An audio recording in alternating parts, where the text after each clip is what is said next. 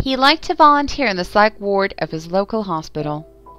His real job was a stockbroker, but the stress got to him sometimes, and he needed an outlet. In the past, he turned to booze to relieve the pressure, but that had taken him to places he hoped never to revisit. He didn't know why it helped him so much to be in the hospital. He didn't particularly like the crazies they made him work with. In fact, he thought most of them were beyond help. He supposed it was really Anna that kept him coming back. Anna was just a little girl, maybe 10 or 12 at the most. She shouldn't really have been in the ward with the adults, but his small town wasn't wealthy enough to have separate housing for minors.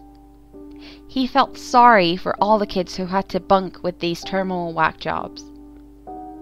Or he would, if Anna weren't the only one there under 35. That just made it sadder, he supposed. He felt a need to protect this little girl from the frightening company she kept. So he had promised himself never to leave as long as she was there. Anna was probably the least screwed up person in that hospital.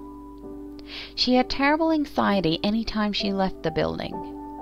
They said if she left, she'd probably die from the shock of it.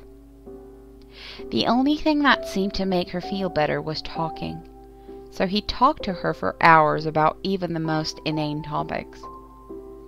He felt a need to know everything about her, a need that transcended what should probably have been suitable for their relationship.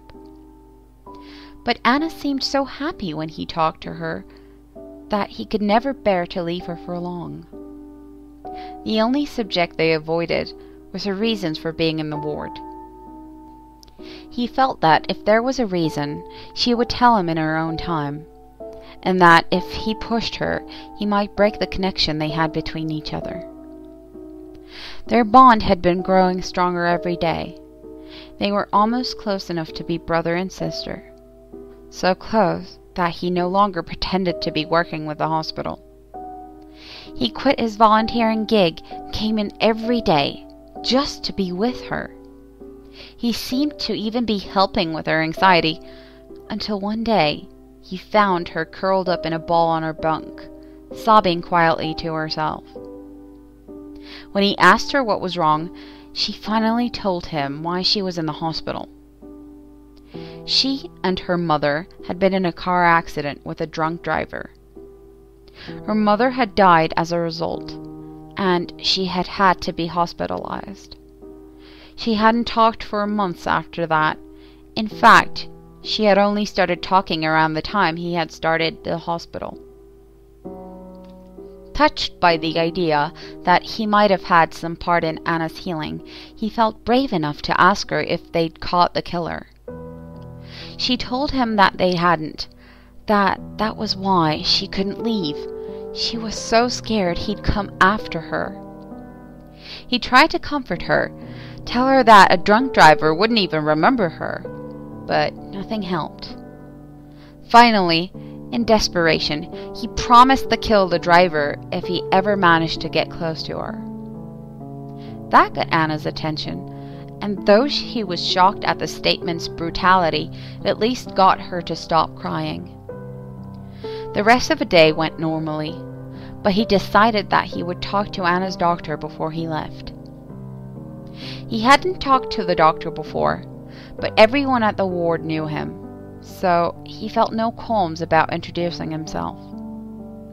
When he asked about Anna, the doctor seemed extremely keen to hear what she'd said.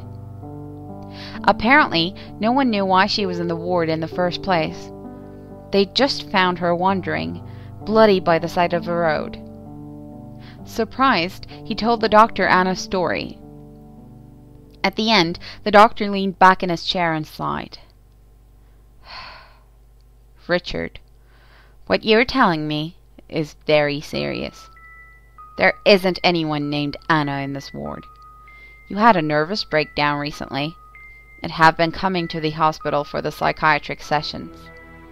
However, you've been getting worse, not better. For the last month, you haven't left the ward. Tell me, Richard, do you remember the last time you were at work? It was a stupid question. Of course he... No. He'd taken some vacation time off to spend with Anna. How had he forgotten that? But the doctor shook his head. You were forced to take psychiatric leave.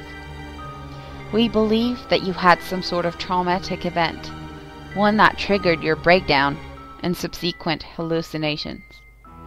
From what you just told me, I'm inclined to believe you were responsible for an accident while drunk driving. He sat there, frozen in shock. This was impossible. He'd quit drinking right about when he'd started at the ward. No, he couldn't have. But it was rushing back, the erratic light from the headlights as he swerved, the screech of rubber as he saw them, the one frozen second where he saw a 10-year-old girl screaming from a back seat. When he looked back, the doctor wasn't there. Anna was sitting at the doctor's place, saying nothing, just staring at him.